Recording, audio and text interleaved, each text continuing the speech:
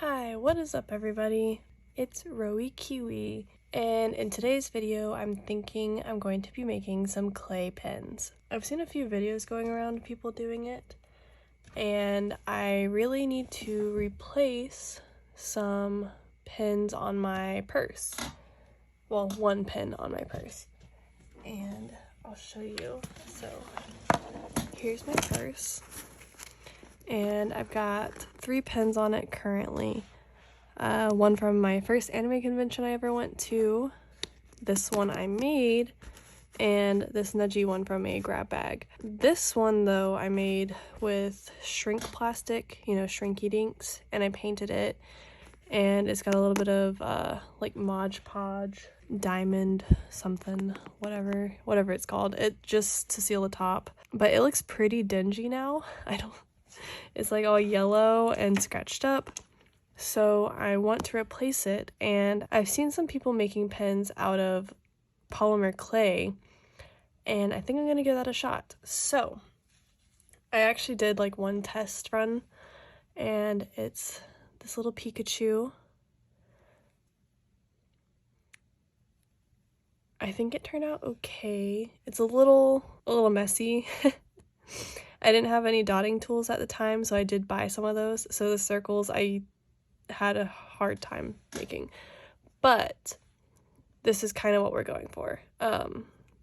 Polymer clay with a pin back on it. I also went over the whole thing with UV resin to seal it in, just to make it a little more durable because I don't want it to break. So that's kind of what we're aiming for. I'm going to make another Ultra Ball because I really like the Ultra Ball in Pokemon games. So let's just jump into it. I'm not sure what else I'm going to try and make yet. Okay, so I've laid down a little bit of parchment paper just to protect my surface. I don't really want to get clay all over the cutting board. I already know from experience that it sticks very badly. I'm going to be using some Sculpey Primo. Why? I don't know. It's just what I have. I've actually got some Sculpey 3 in there too, but I figure Primo might be a little bit easier to work with, and besides, people suggest using Primo. So that is what we're using to make these clay pens. And because I had tried to make some before, I do already have an open package of it. So what I'm going to do first is I'm going to knead this and get it a little more workable. So at this point in the video, I'm going to be swapping to voiceover.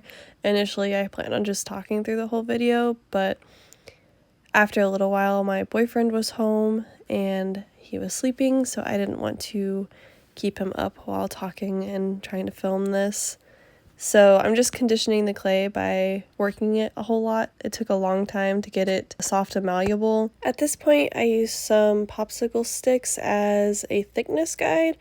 I just lay them down on the table and use my little plastic clay roller to roll over top of the popsicle sticks. This way my clay doesn't get any thinner than the height of the popsicle sticks themselves. This worked really well, other than my cutting mat kind of sliding around on me a bit. The clay was a really good thickness for the pens. At the time of recording this, I didn't actually have any circular clay cutters or any clay cutters at all, so I made my own using a foaming hand sanitizer lid. I just cut the top off and it worked really well, honestly. All I did was press it into the clay and kind of give it a little twist, and I had perfect circles for my clay pens. Because I don't really do a lot of stuff with the polymer clay, I was having to get pretty creative with some of the tools I was using. Because I planned on making more than just 2 pens, I wanted to bake them all at the same time on the same piece of parchment paper. So I grabbed the other ones that I had cut out and moved them all onto this one piece of parchment paper. This one that I'm trying to unstick here is just another circle with a couple of pieces attached to it. I wasn't really sure how it was going to turn out, so I didn't record the process of making that one. When I made that one, I also used a little bit of liquid Sculpey to try and keep the extra pieces attached to it. It was my first time ever doing anything like that for a pin. With the Pikachu one, I kind of just mushed the polymer clay together to make his ears stay on. I would definitely say that using the liquid Sculpey made it a lot easier. I also did that with this Naruto headband one, which is the only one that's not a circle. I decided to only show the painting process for one pin because most of them, the process was exactly the same. For all of the pins I made, I used this Craft Smart craft paint. I would definitely recommend using a better acrylic paint if you're going to try this. The craft paint was just way too thin, and I ended up having to do a ton of layers to make it opaque. So because I plan on making Pokeballs, I used a little bit of washi tape to divide off my pen and give me a clean line. After I have the washi tape placed where I liked it, I mixed up my paint a little bit better. For the Ultra Ball, I decided I wanted the yellow to be a little bit paler, and instead of using a solid black for all of the darker color, I wanted to use a dark gray to help with the contrast just a little bit. I already pre-painted the clay white, so when I add the yellow, I just am careful to get the edges and to get it fully covered. Again, I used some washi tape to keep my lines nice and crisp. I used a spare clay circle that I had cut out to cut out the washi tape on. I just cut the washi tape out in the shape of the yellow on the Ultra Ball. That way I can mask it out on my clay pen that I'm working on. I also used a few strips of washi tape to block off the top edge of the pen and wrap around to the back of the clay. This way I didn't get any of the dark gray paint anywhere I didn't want it. Now, before the paint completely dried, I started removing the washi tape. This is because if you let it dry all the way, the washi tape will adhere to the paint and it can rip the paint off of the clay. So I didn't want that to happen, so I just took it off while it was still kind of wet.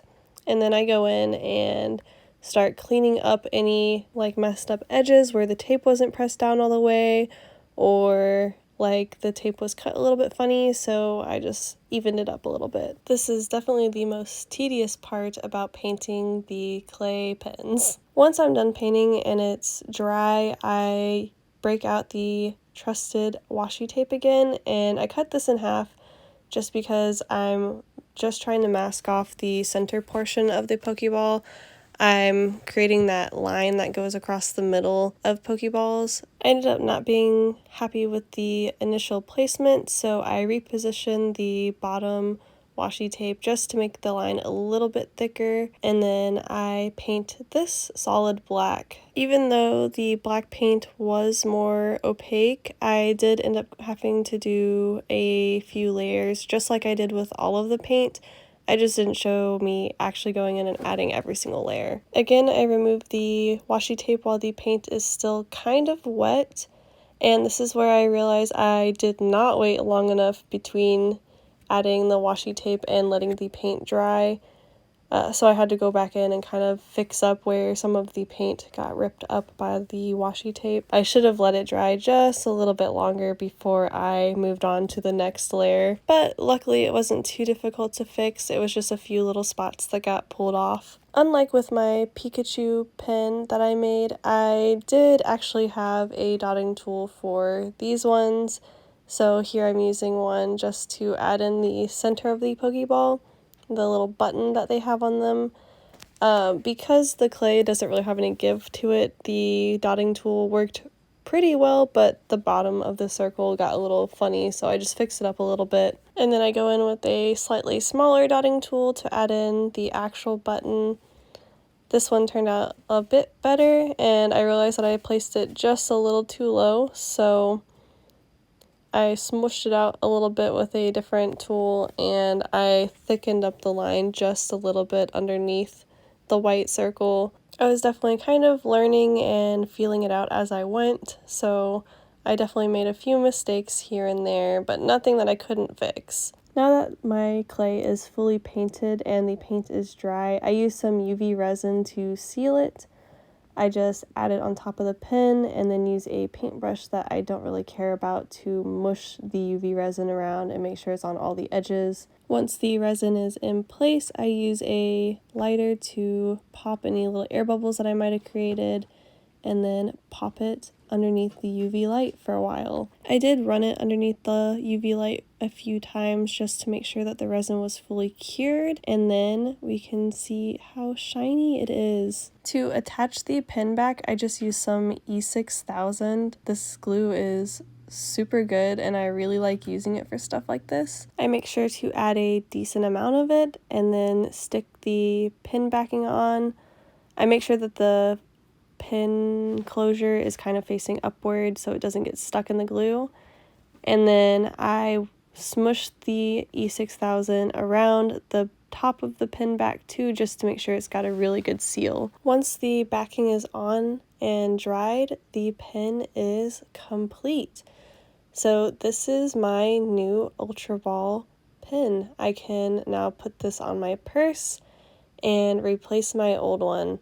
I'm super happy with how it turned out. I think it looks super cute. It looks super shiny and so much better than the old Shrinky Dink one that I had. I'm really glad that I decided to use the UV resin on it. It adds such a nice shine. And these are all of the other pens I ended up making. I made 3 more Pokeball pens and 2 Naruto pens and 1 just extra pen that I used my Cricut to cut out the word on. I'm super happy with how they all turned out, and I hope you enjoyed watching me make the Ultra Ball pen.